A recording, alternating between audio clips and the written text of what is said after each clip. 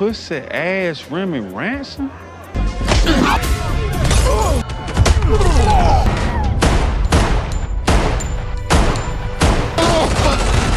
Fucking Miami killers!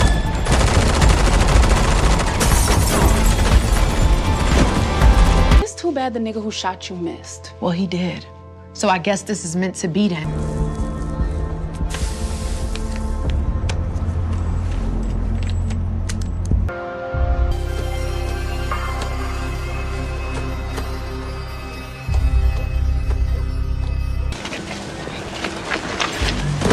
We can go back up north and shovel snow.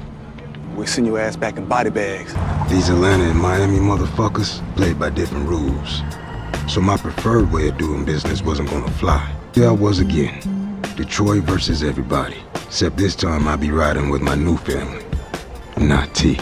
What's good, everybody? It's your boy DC, and today I'm here with the new video, the BMF Season 3, Episode 1, and this is my thoughts, my opinion, my review, my recap on Episode 1, and how I felt about it overall. Now, first things first, welcome to everybody that's new to the channel. If you're a fan of BMF like me, and you like the videos I upload and create, hit that like button, hit that subscribe button, and turn on your post bell notifications to get notified every time I upload a video. Leave your comments and predictions down below in the comment box, and y'all let me know y'all predictions for these next upcoming episodes of BMF. Now, today I'm about to be giving y'all my recap to Season 3, Episode 1. I'm going to try to focus on the main things that happened in this episode, so if I forget anything, please forgive me, and let me know down below in the comment box if I forgot some stuff, because shit, a lot of stuff happened in this episode. I'm not going to lie. This episode was a banger. They came out the gate swinging. I don't care what nobody say, bro. Episode 1 was fire. This was a great start to Season 3. We got introduced to a couple of new characters. We got introduced to some new storylines now that your boy Meech is in Atlanta, with Terry being in Detroit. Like, man, a lot of stuff happened in this episode, man. This was a great ass episode. This episode was fantastic. I don't got nothing bad to say about this episode. This episode was solid. A lot of stuff happened in this episode, man. We saw your boy Meech lose a soldier in this episode. One of his homeboys by the name of Dice got killed by Remy Ransom, because your boy Remy Ransom wanted to send a message to your boy Meech in this episode after Remy found out about Meech trying to move in and take his territory. And Meech and Remy got into it. These niggas got into a fight within the first 5 minutes of the episode when they was at the Platinum Palace Club, which is owned by your boy Ronnie Green, who is played by Neo. We got introduced to his character in this episode, and he agreed to help your boy Meech out by helping him clean his money throughout the clubs that he got. And he agreed to help your boy Meech clean his money only if he could get 15% of it from now, and he'll drop it down later on to 10% in the future if they continue to do business with each other. And Meech and Ronnie agreed on this deal. They shook hands on it. They wasn't really tripping about it. Meech was trying to low-key have that nigga Ronnie give him 10 right now, and then, you know what I'm saying, he could lower it down to 5 in the future, but Ronnie wasn't going for that shit. So, hey, it is what it is. Your boy Meech really couldn't do nothing about this because, like Ronnie told him, nigga, he needs him. So, shit, Meech gonna have to play by the rules until he able to get what he want out of Ronnie. But while Meech and Ronnie was kicking it out the Platinum Palace, we saw Meech meet up with Ty Washington's old crew. We got introduced to 2 Chainz characters Stack in this episode. We saw one of Sterling Black's homeboy that's from the PA. I guess Sterling got homies out there in Atlanta, so he told his homies out there in Atlanta to look out for Meech. And while they was all kicking it at the club, getting introduced to each other and whatnot, they ended up seeing your boy Remy Ransom in the club. Your boy Stacks is up in there talking shit. He like, man, fuck Remy Ransom. I don't like that nigga. And Meech already had issues with Remy Ransom because he killed Ty Washington last season in episode 9. So Meech being Meech, Meech threw the first punch and all hell broke loose. These niggas was getting into it at this club, and I'm not gonna lie, this fight scene was epic. I did not expect them to get it cracking like this within the first 5 minutes of the episode. Your boy Meech was going at it with Remy Ransom. He bust that nigga across the head with the bottle. He fucked up his homeboys. Like, they was up in there whooping Remy Ransom ass at that club. And I'm not gonna lie, bro, Remy was getting his ass whooped all throughout this episode. This nigga got beat up by Meech and his goons at the club. This nigga got beat up by the Red Dog unit at his projects. And I told y'all about the Red Dog unit coming into play. I told y'all about this in a video that I dropped a couple of days ago in regards to 5 things to be on the lookout for in Season 3 of BMF. And the Red Dog unit was one of the things to be on the lookout for. And they showed us the Red Dog unit in episode 1. We got introduced to them in the first episode. They wasn't playing no games at all. They beat up Remy and his homeboy in front of all of the kids. And I'm not gonna lie, I felt bad for your boy Remy Ransom throughout this episode because shit, everybody is trying to take your boy Remy Ransom territory away from him because he the main nigga in the Techwood projects. Like, he bleed Atlanta. Like, he love the Techwood projects. He out there looking out for the kids. He giving food to them. He paying motherfuckers bills. Like, Remy Ransom low-key a solid nigga if you ask me, bro. I don't got nothing bad to say about Remy Ransom. Like, after watching episode 1, I really feel bad for your boy Remy Ransom. I really like the nigga now. Like, I don't see why him and Meech going at it. Them two could really make some money together if you ask me. Your boy Remy Ransom a solid nigga with me. He cool. I don't got nothing bad to say about Remy Ransom. I fuck with him. But Remy Ransom gonna have to figure this shit out with the Techwood projects because everybody trying to come after him. They trying to come after him and his crew. He the leader of the Techwood boys, so he gonna have to make sure that him and his crew on point because they gotta worry about Meech trying to take over his territory, and they gotta worry about the MK crew that is ran by Glock to take over his territory. And the MK crew stand for the Miami Killers. If y'all don't know, we got introduced to them niggas in this episode as well. And look here, bruh.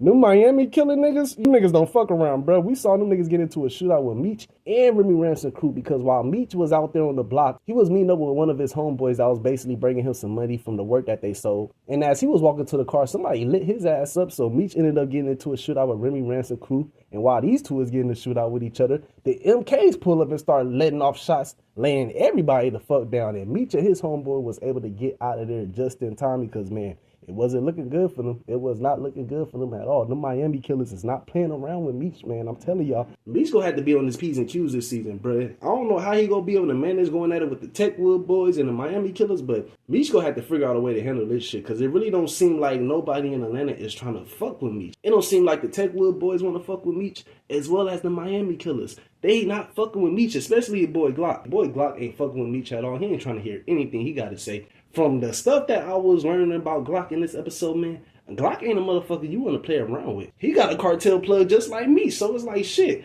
I don't know how Meech is going to be able to come to Atlanta and, you know what I'm saying, take over the way you want to take over because ain't nobody about to just sit down and let Meech take over their city without going out without a fight. Like, niggas ain't going for that shit, so I hope your boy Meech is able to maneuver through these situations in Atlanta in a smart way because them niggas ain't playing with Meech. I like how they get down, though. I honestly like how they get down. They with the shits. They not fucking around with nobody. And I just hope your boy Meech is able to figure out all these situations in the end when it's all said and done. Now, in this episode, we saw your girl Markeisha recovering in the hospital after she was shot in the season 2 finale. And look here, man. I don't understand why the hell they was dragging this Markeisha situation out. Like, a lot of people really thought Markeisha was gonna die. Like, if you know the real BMF story, then you know shit. Markeisha ass is still alive. I don't understand why they dragged this situation out, but it is what it is. I knew Markeisha wasn't fucking going nowhere. I knew she was not about to go nowhere, so I don't understand why they was low-key, like, trying to drag it to make it seem like she was gonna die. She's still here with us to this day. She still got Terry in her corner sipping over her ass. And look here, bro.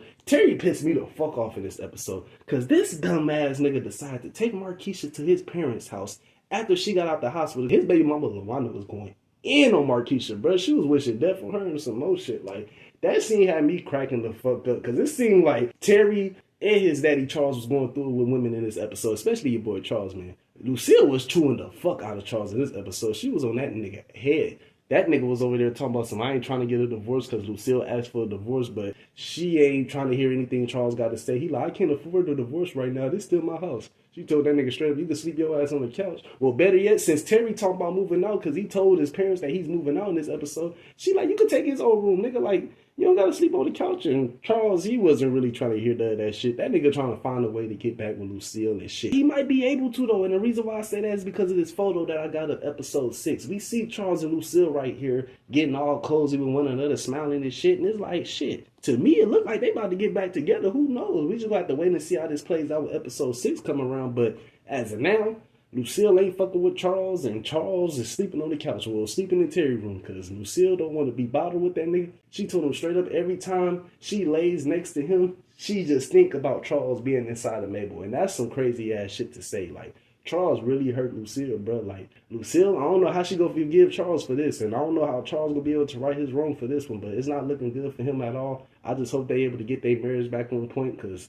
shit ain't looking good for these two right now. But coming back to your boy Terry was pissed off in this episode because Saint lit up Markeisha. He over there trying to get back for her. He telling Sterling from the PA boys to bring Saint to him when they find him because he wants to be the one to take out Saint. And Meech wasn't going for that shit. Sterling called Meech to let him know that Terry wants to take the kill shot on Saint. And Meech told that nigga Sterling straight up to get one of his homeboys to take out Saint. And that's what the fuck they did. They got one of their homeboys to take out Saint. Terry didn't get his hands dirty, but Terry felt the way about this because he has a reputation to protect now that Meech is out in Atlanta. And he don't want people to feel like he a bitch, which I get, you know what I'm saying? I understand Terry's perspective on that, but at the same time, bro, like Sterling told him in this episode, nigga, you the boss. You can't do that shit, bro. So don't even trip about it. I understand both sides of this situation right here, to me, guys. I'm not saying nobody is right, nobody is wrong. I understand Terry's perspective on this, and I also understand Meech and Sterling's perspective on this. Like, Terry, you the boss. You can't be making moves like this, but at the same time, he has to make sure that his reputation stays tight and motherfuckers don't think that he's scary. But it is what it is. That nigga Saint is dead. I really wish they would have showed his death on screen, because I ain't like that shit, bro. It seemed like they just got a fucking dummy and just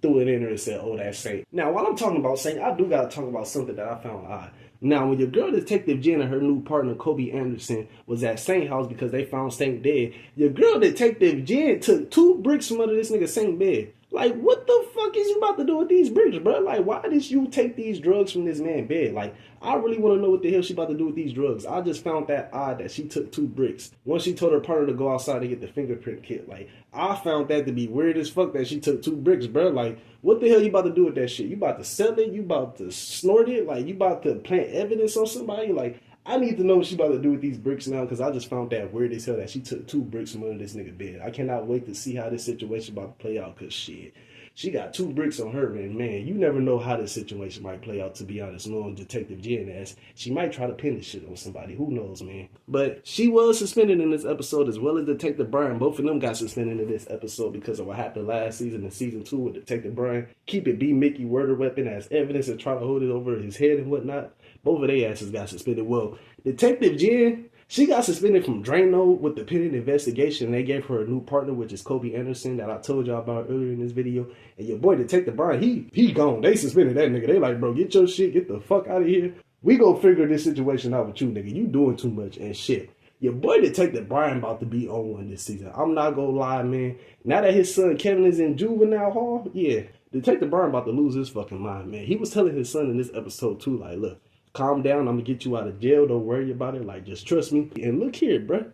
I feel like Detective Brian's son is gonna die this season. And the reason why I feel like he's gonna get taken out because of this graveyard scene right here with Detective Brian and his ex-wife Cynthia. Like, this scene right here was just giving me confirmation that his son might get taken out in season 3, man. Man, I don't know. I could be reaching, but I just find it weird how Detective Brian and his ex-wife, Gloria, I meant to say, her name not Cynthia. Cynthia Bailey is the actor that plays the character. Her name is Gloria. I'm sorry about that, but I just find it weird how Gloria and Detective Brian is standing at a gravesite.